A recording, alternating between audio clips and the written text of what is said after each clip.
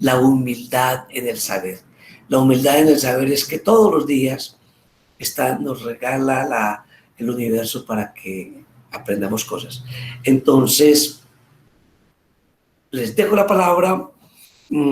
Sebastián Barrera, un tipo serio, un tipo chévere. Yo quiero que él asuma el rol de moderador de una charla sobre este cuento que él ya había leído antes de llegar a clase, porque los estudiosos de mis cursos son así, no son estudiantes. Esos ya pasaron de moda, son estudiosos y siempre leen cuando vienen. ¿Acepta, Sebas? Sí, listo, de una. Por acá estoy. Listo, queda con Sebastián de moderador, yo quedo de estudiante.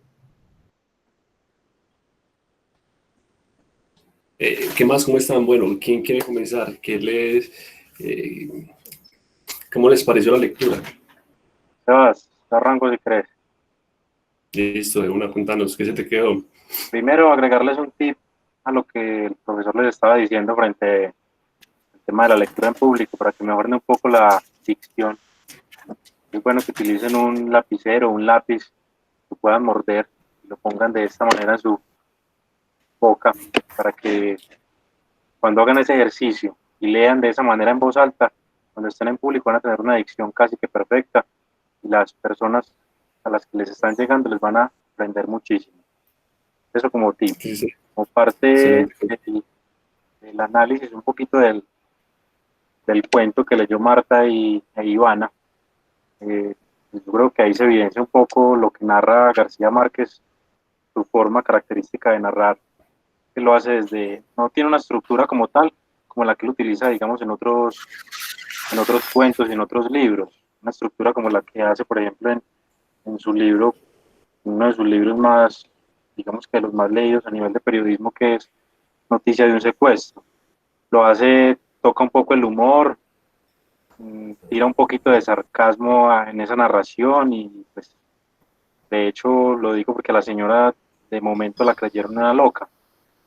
Y desde la parte como narrativa la historia se hace incluso más creíble porque tiene la habilidad de ser narrada en tercera persona. Cuando usted narra o habla en tercera persona, está denotando cierto conocimiento, no se está adulando a sí mismo ni a otra persona como tal, sino que está incluyendo de manera general a todas las personas. Entonces, la tercera persona, además de ser un poco compleja, digamos, para muchos desde el inicio, es algo que debe ser muy bien manejado y sobre todo en el tema del derecho, cuando tengamos audiencias y demás, va a ser algo muy clave y muy característico. Muchas gracias. Dale, no, perfecto, muchísimas gracias, Rodrigo. ¿Alguien más que quiera aportar algo más como a la lectura, algo como que cómo se puede comparar al día a día de pronto en lo que nos pasa en cada momento? Sebastián, yo, Julián Palacio. Pues mira, lo que en un contexto actual, me parece que eso nos demuestra que la sociedad es muy manejable. O sea, digamos, nos quieren meter o dar como algo, un criterio que la gente quiera apoyar, no sentido.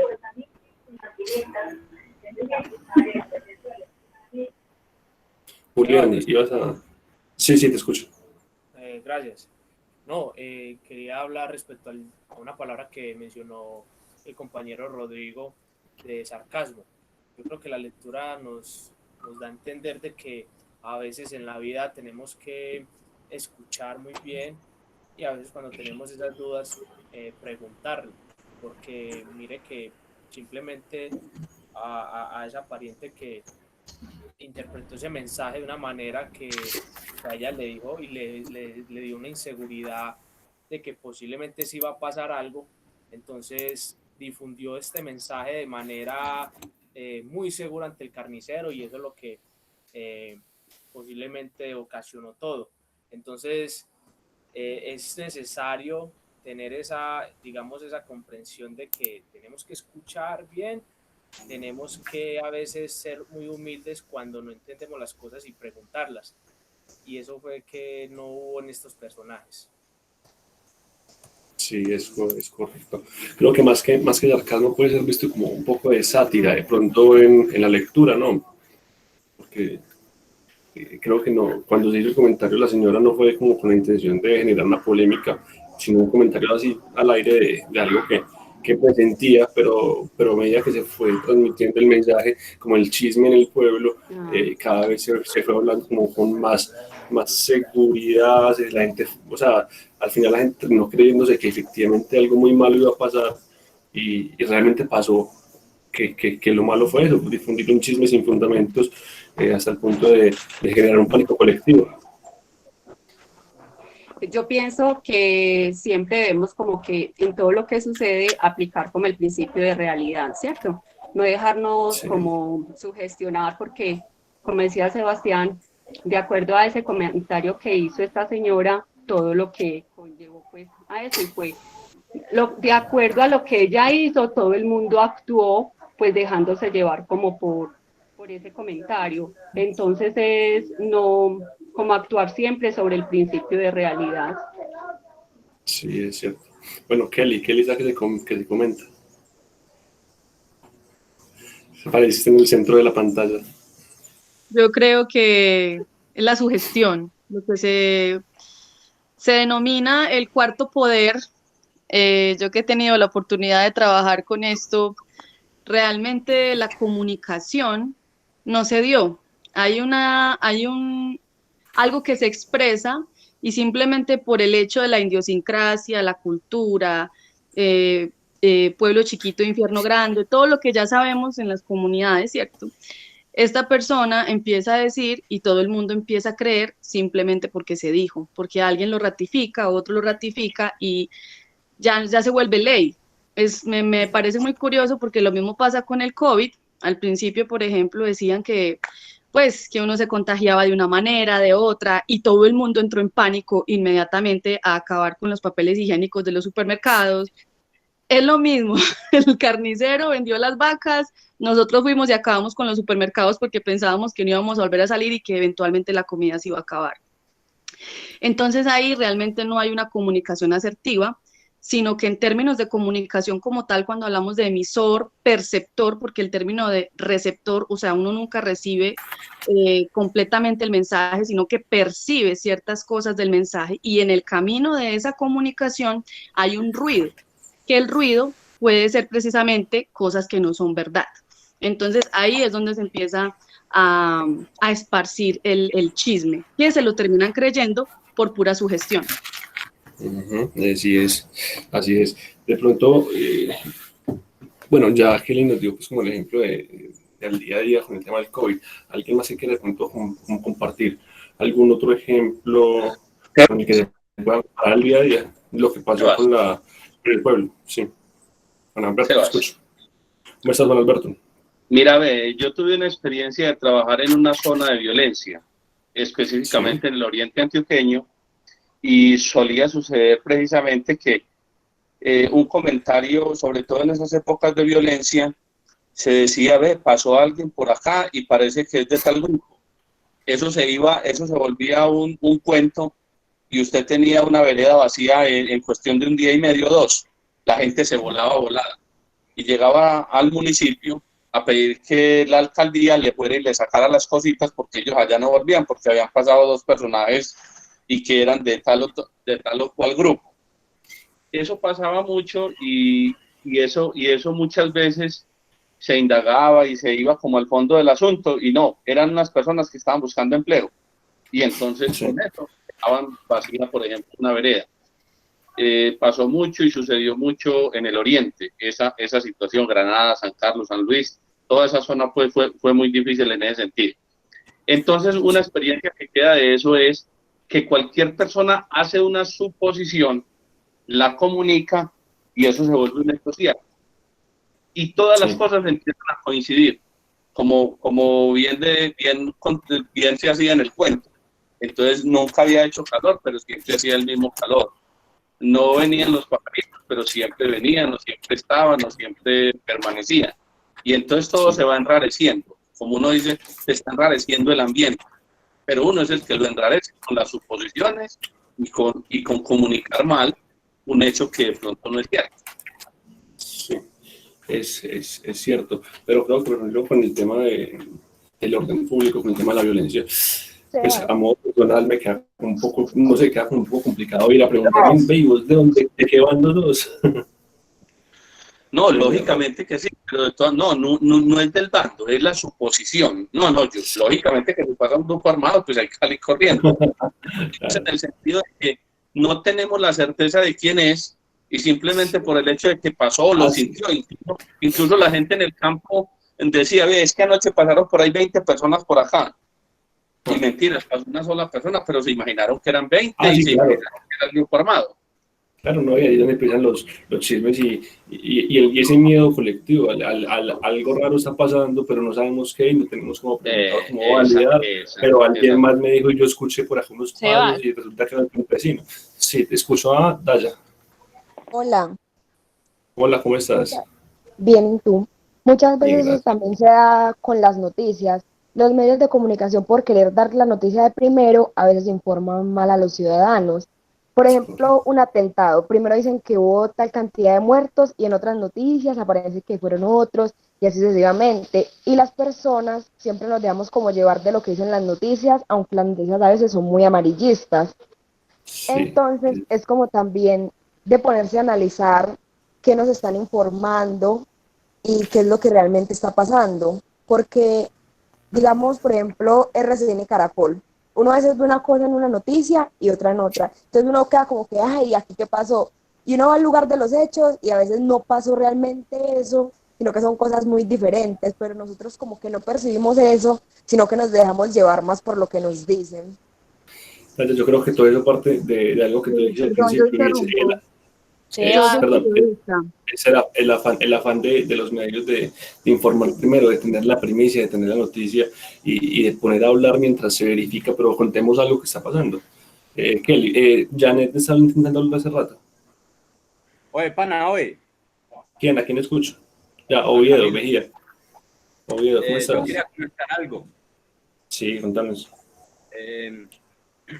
Lo que está pasando actualmente con las masacres, todo eso, muchas personas tienen un mal concepto de esto, pues porque piensan que esto es de ahorita y esto siempre ha estado toda la vida presente, y como ahorita con la detención de Uribe y todo eso, entonces la gente piensa que es por él.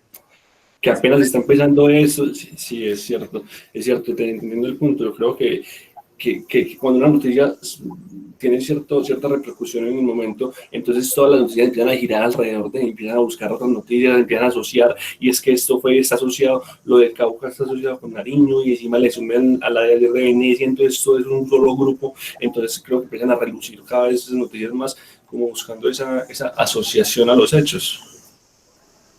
¿Cierto? Es como lo que querías contar. O también a veces por ocultar lo que realmente está pasando, dicen cosas que no son. Por ejemplo, lo de Uribe en este momento, sí. Entonces ya como pasó eso, todo lo que está pasando es por culpa de él, pero son cosas que ya mucho antes habían dado, pero como no tenían, digamos, como la cavidad para dar como importancia, no sabía cómo asumir esa responsabilidad. Pero ahora sí es como más visto. Es correcto, sí, así es. Escucho a... ¿Quién escucho? ¿Quién está hablando? Leonardo. Aló. Leonardo, ¿cómo estás? Bien, Sebas, y usted. Esa historia me hizo recordar algo, parecido, porque mi madre era del Tolima. Cuando pasó la avalancha de Armero, mi madre era de allá, y preciso era algo que todo el mundo empezó a anunciar. Todo el mundo empezó a anunciar desde temprano, dicen que eso del mediodía ya caían cenizas, y se empezó a decir que la avalancha, que por favor evacuaran, que una cosa y la otra, y la gente lo tomó como recocha. Me cuenta mi madre que ese día si no habían por ahí unas 20 fiestas en ese pueblo, era poquito. Y todo el mundo era, no, que eso es normal, que eso siempre pasa. Y les pedían que por favor los evacuaran para Lérida, para ahí cerquita para Guayabal. Nadie quiso, o sea, todo el mundo admitió, todo el mundo lo miró como un chisme de pasillo, y mira la tragedia hasta donde llegó, 25.000 muertos. Sí, sí. ¿Vos qué hubieras hecho en ese caso, Leonardo? Inmediatamente irme. Lo que hizo mi mamá. Sancho más salido. Sí, claro, para La Dorada, porque allá teníamos familia. Ella dijo, no, qué bueno. Y si no, no existiera yo. Nos hubiéramos salvado, ¿no? Pues a mí, en la lectura, pues, lo que dicen es como una simple especulación, ¿no? Sí. Eso nos lleva a que cuando uno llega a una especulación, uno debe averiguar si de dónde proviene. Porque si uno sigue con la misma especulación, para eso que nos lleva con el COVID, todo el mundo especula, pero nadie sabe de dónde proviene ni cómo es el problema en sí. Eso, en la lectura lo que nos queremos venir a decir es que antes de comentar algo deberíamos saber de qué proviene, qué tan cierto es, qué veracidad tiene lo que están comentando, porque es que la señora simplemente le hace una especulación.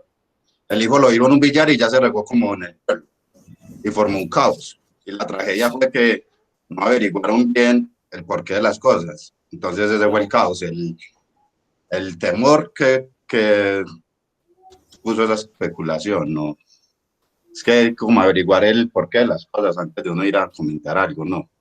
Entrar a verificar la fuente antes de empezar a compartir. Sí, algo con veracidad, porque si uno comenta y comenta, igual, eso va a ser un caos. Sara, hasta que se comenta, cuéntanos. Yo creo que también acá existe pues algo que no hemos nombrado y es súper importante, el principio de la investigación. El hecho de que tú mismo busques y saques tus propias conclusiones de lo que te dijeron. Entonces llegaron con un chisme, me dijeron, va a suceder supuestamente esto. Si yo tengo los medios, la oportunidad de buscar, digamos, investigar y mirar si es verdad lo que va a suceder, yo puedo sacar mis propias conclusiones y de esa manera no seguir formando como esta bola de nieve que se va creando de chismes, especulaciones y todo lo que la gente como que le va agregando, porque se escucha algo y cada persona como que le agrega un poquito más y ahí es cuando todo se vuelve más grande. Claro, sí, así es, y eso es verdad. Creo que entrar a investigar y a consultar las fuentes es importante antes de caer en el error de crear esa bola de nieve, compartir chismes y comentarios especulativos sin consultar fuentes y sin consultar orígenes de la información. Se crean esos hitos de mentiras a lo largo de la historia. Eso es lo que pasa como en Facebook, que salen muchas cosas, muchos titulares de noticias, pero la gente los comenta, pero no verifican si son verídicos. Es verdad. Realmente es bueno seguir. Por eso es que se... Buenas tardes. Con lo de las masacres, por eso se comentan los años anteriores, y como apenas lo están leyendo, y la generación de nosotros ahora dicen lo que creen o lo que saben, lo que les dicen. Es verdad. Sí, Ana Cristina. Buenas tardes. Yo apoyaría mucho a la compañera Sara en la parte de la investigación, ya que recuerdo mucho un caso del 2014 donde se suponía que era el fin del mundo, el 21 de diciembre, si mal no recuerdo. Y dado a eso, a que muchas personas no investigaron sobre lo que se decía en las noticias, sobre los mayas y otras suposiciones del tema, hubo un caso de una familia donde un padre mató a su esposa y a sus hijos y por último se suicidó. Por eso, por la falta de investigación, ya que simplemente se dejó llevar por lo que escuchaba y lo que veía en las noticias.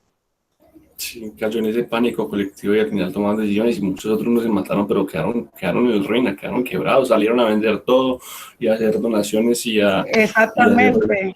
Sebas. Ajá, hola, sí, hola Ana ¿Me Cristina. escucha? Sí, te escucho. María, ¿Quién habla? por favor. María. María, hola. Hola María. Mira, en relación a todo lo que han dicho los compañeros, pues considero que nosotros los seres humanos somos muy dados a llevar, traer y aumentar, sin tener una fuente confiable de donde apoyarnos para poder dar o comunicar la información que queremos transmitirle a las demás personas. O sea, es como la parte de que no nos tomamos la tarea de investigar bien, sino que simplemente cogemos de lo que están diciendo, aumentamos y vamos, como decía la compañera Sara, creando una ola de nieve que, o sea, simplemente no se puede parar y hasta ahí llega todo. Es correcto, sí, así es. Así es. ¿Alguien más que de pronto nos quiera compartir algo? Sí, pues. Hola Andrés, ¿cómo estás? Bien, gracias a Dios. Feliz Qué tarde bueno. para todos. Con respeto para todo lo que dicen los compañeros, pues muchos tienen la razón en eso. Todos tenemos una opinión diferente. Yo opino que pues uno no debe como especular, porque digamos yo supongo hoy va a pasar algo, pues yo soy de las personas que creo mucho en Dios, digo, no se mueve una hoja de un árbol sin que Dios quiera, ¿sí o no? Entonces digo que uno no es quien pues como para decir va a pasar esto. Hay que informarse bien, esperar a ver qué pasa, no dejar llevar por comentarios, vivir Claro, el día a día. y precisamente al final se cumplió lo que la señora dijo, y en el pueblo iba a pasar algo y pasó algo. No, ella nunca dijo que era lo que iba a pasar, que algo grave iba a pasar y pasó algo muy grave. Sí, una palabra. Sí. Buenas tardes, compañeros. Mi nombre es Fabio Gudelo, nuevo alumno del primer semestre de Derecho. Apenas ingreso hoy a las clases, en vista de que he tenido pues algunos problemas económicos y problemas también virtuales, problemas del computador. Es decir, de todas maneras, espero desatrasarme en los temas en que han venido desarrollando y entrar pues en discusión a los diferentes temas de la materia de competencias comunicativas. Muchas gracias, Fabio Gudelo. Bienvenido, Fabio. Bienvenido, compañero, bienvenido. Fabio. Federico, un saludo especial. Al profesor Federico, un saludo especial y estoy dispuesto pues a llevar adelante las materias que en este momento pues no he podido escuchar, ya que en esta forma virtual pues siempre ha sido un poco complicado. Muchas gracias. Muchas gracias, Fabio, bienvenida. Yo creo que otro de los puntos que puedo tocar volviendo al caso de que algo grave va a pasar, es aprender a escuchar. Nosotros muchas veces o sea, creemos que comunicarnos simplemente es hablar y expresar algo y ya, y volverlo un chisme, volverlo o transmitir la información. Luego también parte de la comunicación, una narrativa es cómo recibir la información. O sea, uno diariamente recibe información de todas partes, de todos los medios, de internet, de televisión, de la gente con la que uno habla, de internet, de clase. Pero sí que bienvenido, pero el problema uno decide qué le queda y qué recibe. ¿Alguien que quiera compartir más?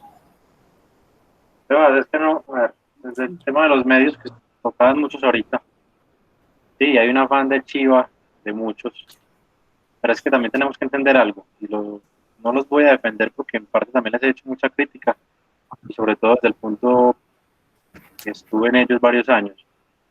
Los medios, o sea, nosotros en Antioquia, hablo de Antioquia como tal, tenemos una idiosincrasia de exageración para muchos tipos de cosas.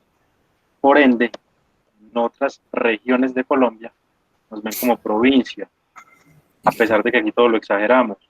Entonces, ¿qué pasa? Los medios, sobre todo los nacionales, hablo desde los nacionales, manejan todo desde allá, desde Bogotá, y el resto del país lo ven como una provincia.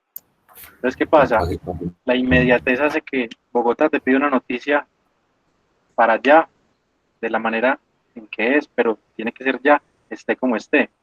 Entonces, el ciudadano de a pie, el que no está, digamos, familiarizado con lo que está sucediendo adentro, y de pronto el que no tiene, digamos, ese conocimiento y necesita de ese periodista, de ese medio de comunicación para enterarse de algo, de una vez hace lo que es un teléfono roto, y le termina pasando incluso a los más sabiondos, como pues en este caso de lo que hablo, a los mismos periodistas les termina pasando porque van a una rueda de prensa, no le ponen absolutamente nada de cuidado, simplemente graban lo que dice la fuente y, digámoslo así, vulgarmente a las patadas transcriben el audio incluso mal transcrito y dan una información errónea que termina confundiendo un montón de personas que te están escuchando y que requieren de voz como tal, como ese puente, como ese medio para que no suceda ese teléfono roto como tal. Te pongo el ejemplo más claro que pasó en esta pandemia, y es cuando la Organización Mundial de la Salud, que obviamente da comunicados en inglés, la falta de conocimiento en inglés de muchos de los periodistas aquí en Colombia hizo que tergiversaran la información que dieron, hicieron una mala traducción, y lo que generaron fue que todos los medios sacaron la noticia diciendo la OMS no da esperanzas de vida en no sé cuánto tiempo. Entonces, claro, todo el mundo se llenó de miedo, se asustó. Cuando ya uno va al trasfondo del asunto, uno dice, venga, traducción está mal hecha. Esto no fue lo que quiso decir la fuente, esto hay que verificarlo desde otras maneras, y no solo desde lo que sea verdad o lo que sea mentira, sino también desde cómo escribo, cómo hablo, cómo le transmito al otro. Es que no es lo mismo yo decir, imagínate que venía en la esquina y pasaron como 20 motos y me iban a atracar. A yo decir la verdad, imagínate que venía en la esquina y pasaron 2 tipos de gorra en una moto y me sacaron X cosas, o sea, dar detalles, y también se vale ahondar mucho desde el punto de vista que nosotros vamos a ser abogados. Hay una frase muy bonita, y sobre todo para los que les gusta aquí de pronto ver series, hay una serie en Netflix de abogados que se llama La Ley de los Audaces, Suits. Ahí dicen, un abogado dile toda la verdad y él se encarga del resto.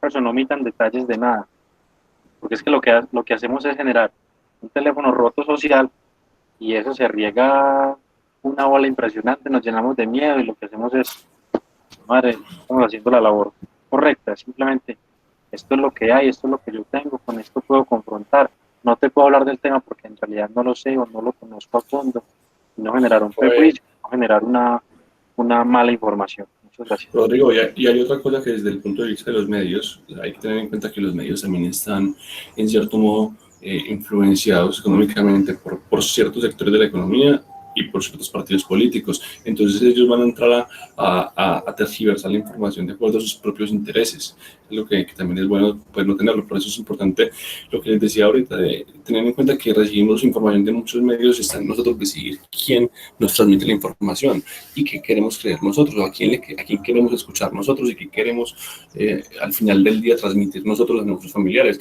Hoy vino noticia de, hoy escuché tal cosa, o hoy pasó aquello, pero basados en qué fuentes, en qué orígenes de la información, acotados por qué segmentos. Te pongo un ejemplo puntual. Cuando yo estuve en Blue Radio pasó algo me queda a mí como anécdota para la vida, y es, a pesar de que yo como persona, Rodrigo, no estuve de acuerdo con muchas políticas implantadas por el señor Juan Manuel Santos cuando fue presidente, pasaron un montón de cosas que después yo me vine a dar cuenta mucho más adelante, y es toda la inyección, no solo desde el capital político, sino desde el capital económico que le hacen los grandes empresarios y empresarios y políticos de este país a los medios de comunicación. Total. Entonces, ¿qué pasaba? En ese momento no se podía hablar en Blue mal de Santos. O sea, Santos, así si era la cagada de las cagadas, si me perdonan la expresión, había que tratarlo de la mejor manera, había que hacer las cosas derecho, son pena de no perder tu puesto. Entonces, mira que esos pequeños detalles son las cosas que no entiende la gente cuando está afuera. Entonces, la gente va a decir, no, es que el periodista está influenciado, pero muchas veces no miramos qué le puedan estar diciendo a él desde el interno, por ese audífono que le ven, o a través de la radio, qué le puedan estar diciendo desde una cabina, pilas con lo que va a decir la pata, pilas que a nosotros nos patrocina este apellido y no este. Hay que ser criterio para eso, y no definir exactamente, es que porque aquí me dicen que es esto, entonces yo me voy por ese lado. No, yo no he estado de acuerdo en muchas posturas políticas, pero sin embargo hay que quitarse esa camisa y decir exactamente lo que o sea, es eso, medios de comunicación hay infinidad, es a quién queremos escuchar, a quién queremos que nos transmita la información, basados en qué principios, y bajo qué lineamientos sociales estamos escuchando la información. Oviedo, Camilo. Rodrigo, una preguntita. Para complementar Perdón, Sebas, para que les dé la palabra a unos 2 compañeros más y vamos terminando. ¿Listo? Listo. Tengo una preguntita para hacerle a Rodrigo. Carlos Chaverra, contanos.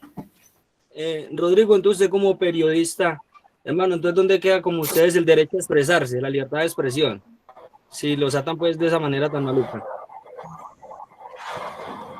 A ver, es una buena pregunta, y es un tema del que vos te tenés, o sea, uno hace como periodistas unos votos de no faltarle a la verdad. Muchas veces es cuestión del criterio personal, de que las cosas salgan al derecho. Yo pues considero que en mi oficio como periodista yo no falté a la verdad, yo dije lo que es, y yo al menos siempre fui a la fuente. A mí, yo no me quedaba con lo que me contaban. Ahí me decían, Rodrigo, imagínate que mataron a un man en el centro, pero yo tenía que salir y yo tenía que buscar y yo tenía que indagar en realidad qué pasó, porque yo no podía contestar eso así. O sea, eso se vuelve una noticia de Guardianes Antioquia que no tiene ni pies ni cola. Entonces, es un poquito tener ese criterio y enfrentarse también a eso, no, qué pena, esto no es así. Yo también tenía que hacer discusiones con los editores de Bogotá y decirles, Medellín no es una provincia, Medellín no se recorre de sur a norte en 10 minutos como están creyendo ustedes en Bogotá, las cosas no sucedieron como ustedes las están viendo, aquí la idiosincrasia es diferente, aquí se manejan otro tipo de cosas, pero también basado en la verdad, basado en el respeto, obviamente, de que las cosas se digan como es, porque muchas veces en una noticia pasa eso, pasaba mucho, y se lo voy a decir, cuando el innombrable daba sus ruedas de prensa, que aparte las daba lejísimos en su finca en Llano Grande, él no respondía a preguntas de periodistas, él simplemente salía a leer un comunicado, y de malas el que entendió y el que no, y todos los periodistas se tiraban al ruedo de una, a decir lo que les tocaba, y así no es. Uno tiene que mirar, ¿no? A ver, Uribe dice en este comunicado esto es así o esto es así. Esto es simplemente eso, es un criterio y no faltar a la verdad. Qué pena, claro, ahí sí es como divide y reinarás, confunde y reinarás. De todas maneras, Rodrigo, la pregunta que te hizo el compañero en sí, yo también soy comunicadora social, periodista, y también ejercí en medios de comunicación, y la verdad es que en un canal aquí de nuestra Antioquia, pues usted no puede decir nada que vaya en contra de los intereses políticos de quien a bien destina los dineros públicos para que el canal funcione. Entonces, la respuesta es sí, no tenemos autoridad ni tenemos cómo poder cumplir éticamente a ese juramento que dice Rodrigo que uno hace. Porque no Kelly, entonces, ustedes como periodistas convierten la información en un mercado. No, nosotros Sí. podemos cubrir noticias que no vayan en contra de estos lineamientos, a menos de que ya sea un escándalo y tiene uno que tratarlo. Por Es eso como a un mí personalmente no me gustaba trabajar en noticiero. Trabajar en un noticiero es saber que lo que diga el editor, pues el jefe de redacción, es lo que tú puedes publicar y ellos son los que deciden. Tú como periodista haces bien tu trabajo, pero ellos son los dueños del poder, los dueños de la emisión, los dueños del canal y tienen unos lineamientos. Entonces ahí ya eso es política, cuando estamos hablando de canales, y todos los canales de por sí, sea revista, sea radio, sea televisión, tienen personas que los patrocinan y tienen dueños, ¿cierto? Entonces, según el lineamiento político o el pensamiento que tenga este lugar, pues así mismo será tratada la información. Por eso es que es bueno confrontar diferentes fuentes y mirar esta revista o este canal o esta radio y no solamente quedarse con una sola fuente, ¿cierto? Y eso ya es un deber de todos nosotros. Sabemos que las personas siempre tienen intereses, eso siempre ha sido así, por eso se llama el cuarto poder, porque por ahí es como mover las masas, ¿cierto? Cuando usted da una información en manera masiva, esa información le llega a millones de personas, entonces hay que tener cuidado con la información, uno trata de hacerlo mejor, pero no todos los temas son libres, la verdad que no. Sí, Camilo. Pues como manejar un periodismo independiente, yo pienso que sería la forma más viable como para transmitir una información acertada. Aunque igual yo creo que llega el riesgo de que muchos periodistas han asesinado, muchos han amenazado. Entonces en un país como Colombia ejercer el periodismo libremente es bien complicado. Sí. Camilo, ¿ibas a hablar ahorita?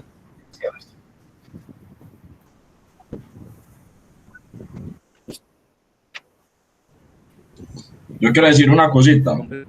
Dale, Samuel. Pues con todo eso que dicen, yo pensaría que hay veces... Algo con lo que están diciendo los compañeros, que los medios sí son manipulados.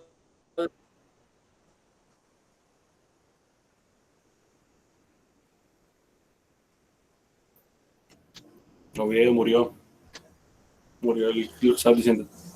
Bueno, yo quería decir que con lo que dicen, pensaría que es mejor estar desinformado que mal informado. Al estar desinformado tengo la oportunidad de yo mismo buscar la propia verdad o mis propias fuentes, pero desde que uno esté mal informado ya nos estamos basando en cosas que posiblemente no son así o pues ya todo está mal.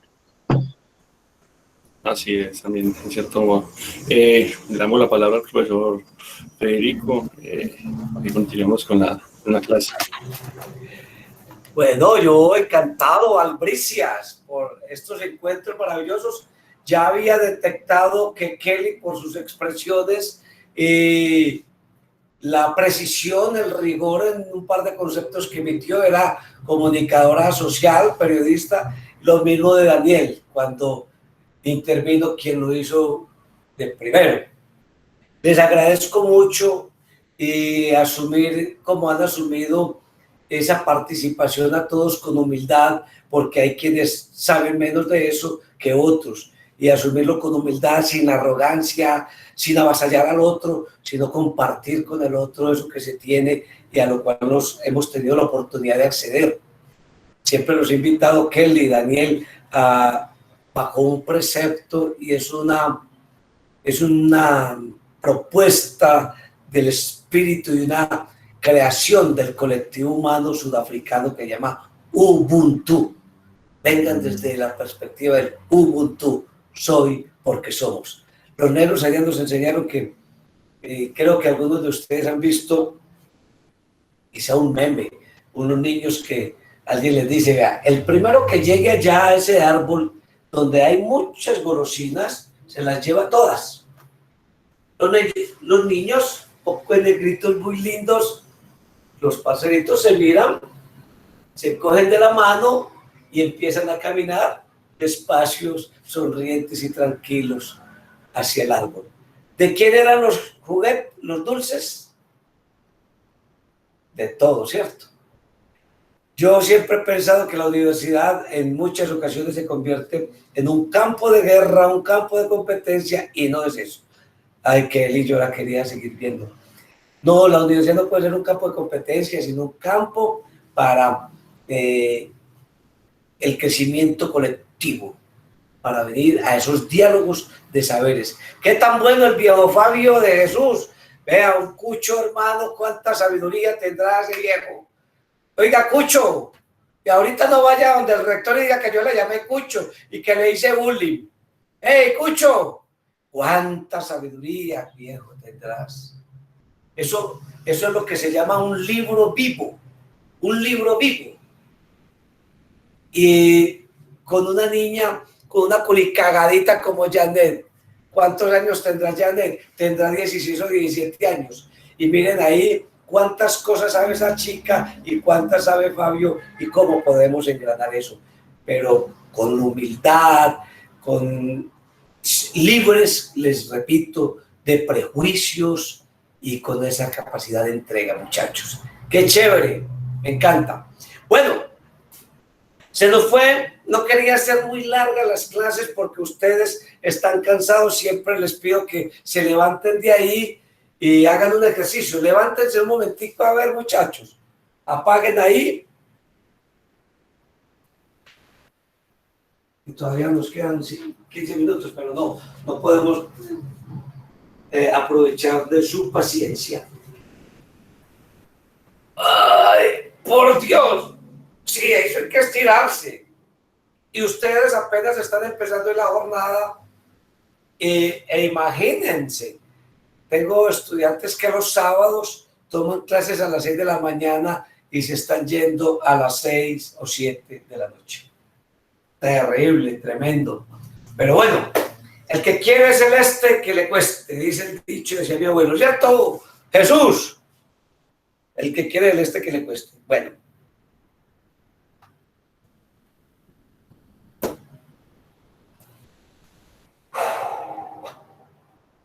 Listo.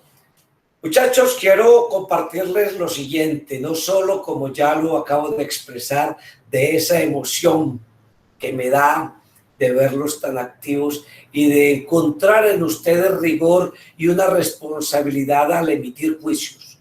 Y precisamente de eso se trata la universidad. La universidad tiene que seguir siendo el escenario donde lo obvio no sea tan obvio. Aquí una gota de sangre en la universidad o es un elemento de estudio criminalista o es un elemento de estudio genético o una gota de lluvia puede ser objeto de estudio. La obviedad aquí debemos de desaparecerla. Eso han hecho ustedes. Han traído experiencias, han traído vivencias, han traído lecturas sociales para leer un texto. para enfrentar un texto y hacer lo que siempre quiero que hagamos, unas reflexiones colectivas. Ya hasta alguien dijo, no hombre, no, es que nosotros en Colombia, en Antioquia, somos, yo lo voy a decir de esta manera que no lo digo, no, somos exagerados, sí, somos cosiacas, somos hiperbólicos, todo decimos, tan chiquitos, sí, pero ahí minimizamos la cosa, pero todo somos hiperbólicos y somos lo más grande, la ciudad más grande, las montañas más grandes. Ya quisieran ver los antioqueños montañas grandes, no han visto una montaña grande, hombre. Y sí, somos majestáticos en ese orgullo y esa vanidad que a algunos les dio por decir alguna vez que éramos es que una raza. Qué bueno someterlos a discusión con los antropólogos para que les den, ahí sí, para que les den donde se sabe. Una raza, ¿qué opinan ustedes que una raza antioqueña? Qué groserías. La academia los invita a eso, a que ustedes superen el estado de opinión y con los criterios de otro armen ese gran muñeco, armen esa gran estructura mental sobre un textico pequeño. Yo no les voy a concluir nada sobre el texto, solo decirles que me alegra ver, escucharlos, que ustedes pueden construir un gran edificio intelectual a partir de los aportes de cada uno. ¿Listo? Bueno. Llegaron ustedes a los linderos de la clase número 4, que es el cuarto mosquetero. Precisamente se trata de eso. Es más, llegaron ustedes a los linderos, a los mojones de lo que quería yo exponerles en la clase número 4 y a la que es sobre un asunto ético, político, de la comunicación. Y es un asunto también donde hay que recabar datos históricos. Yo los quiero dejar y esa conferencia la voy a dar con otros grupos que ya vieron esta clase. Y que ustedes puedan acceder en algún momento de asueto, en un momento por allá de Locha, vean esa clase que voy a armar con otros grupos sobre el cuarto mosquetero. Y no se las voy a repetir aquí, sino que ustedes la van y la abrevan allá en el drive. Porque quiero que continuemos como veníamos en la clase número 1 y 2. Hoy sería el dictado número 4 para ustedes, pero vamos a hacer el dictado número 3. Entonces, en estos 10 minutos que nos quedan, papel y lápiz. Don Fabio, aquí sacamos papel y lápiz y el dictado número 3 a quienes por primera vez vienen. Les digo, la primera competencia que debemos nosotros de desarrollar y que hemos hablado bastante sobre eso, que no tenemos muy desarrollada, es la competencia de la escucha. Y todo el mundo dice, yo escucho muy bien, yo sí escucho bien. Que lo digan los amigos periodistas. Que lo digan los periodistas, es que la gente escucha lo que quiere, o escucha su prejuicio, o escucha los latidos de su corazón. Pero escuchamos lo que queremos.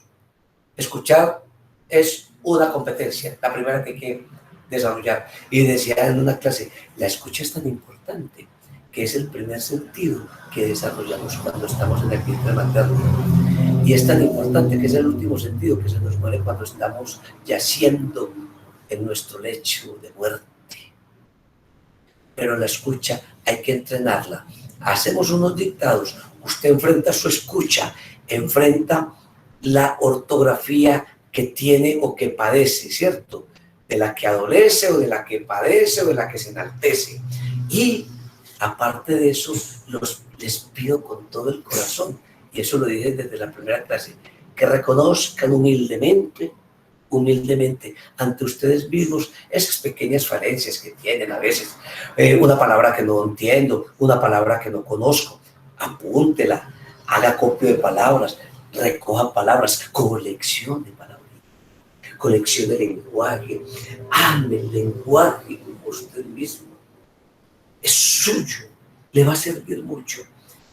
Hay que ver periodistas que uno los encuentra todavía cometiendo unos errores garrafales en emisoras nacionales, de orden nacional, donde millones los escuchan. Todavía muchos, lo que llaman las quisquillas periodísticas en el periodismo escrito. Ya no hay quien revise eso. Y creen que eso todo lo revisan los aparaticos. No, vean, estos son los aparaticos. Listo. Bueno. Entonces, vamos al dictado número 3 y ante usted mismo reconoce sus pequeños errores porque después vamos a mandar el dictado y usted dice, ve, esta palabrita no la sabía. Pero tengan en cuenta, no pasa nada. Disfrutar, eso es lo que se trata esta materia, disfrutar. Dice, todos queremos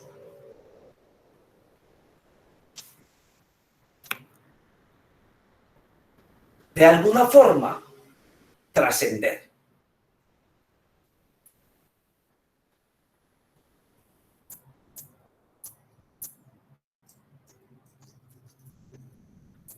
Ser, como se dice, alguien.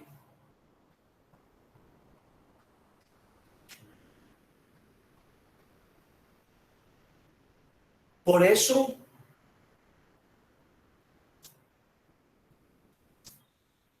es pertinente y perentorio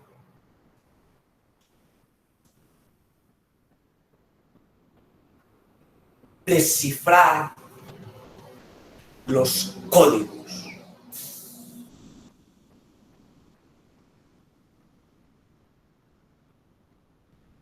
de esta novísima disciplina.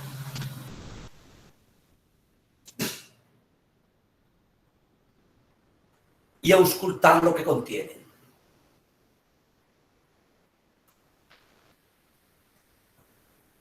¿A usted no se le eriza la piel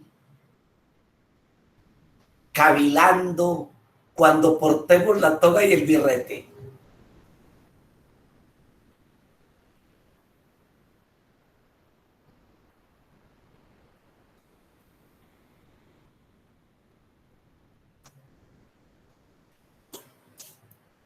Oh, ¿cuándo llegará ese día?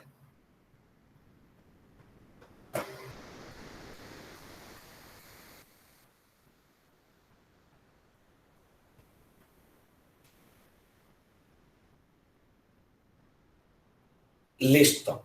Dejemos así, usted mismo lo mira, usted mismo se enfrenta a usted mismo en lo que escuchó, en las palabras que les son nuevas, y como las haya escuchado, cópielas, pero se trata de eso.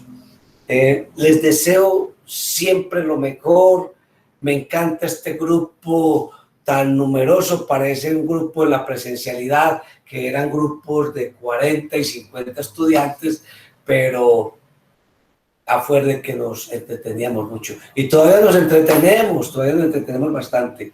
El tema del Cuarto Mosquetero, espero que lo lean, y yo sobre eso voy a dar una conferencia en otra materia, pero para no estar repitiendo, ustedes acceden a ella a través de otros medios. Listo, estén pendientes del ABA, no hay tareas, solo hay algunos documentos de apoyo que espero que ustedes lean antes de venir a clase.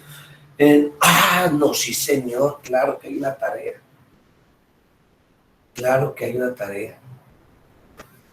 Bueno, para dentro de 15 días, que hay una tarea que se trata de, hablábamos del autorreconocimiento, del encuentro consigo mismo, y estábamos hablando en la clase número 3 que ustedes vieron sobre y ahí está, eso de las habilidades de la expresión oral y escrita, cómo aprender a hablar y cómo aprender a escribir.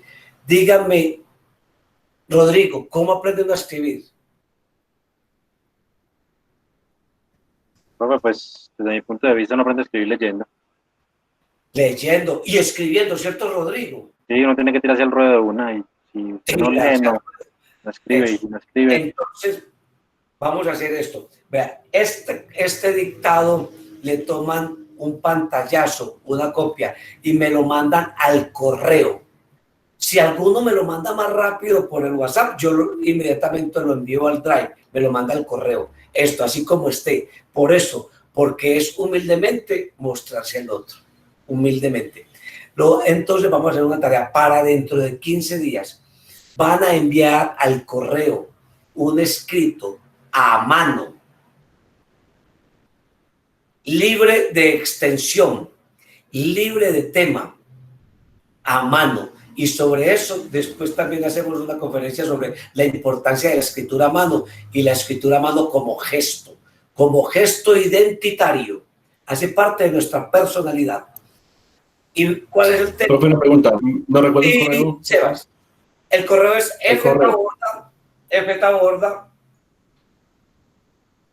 ftaborda@americana.edu.co. Lo voy a poner acá. ftaborda@americana.edu.co.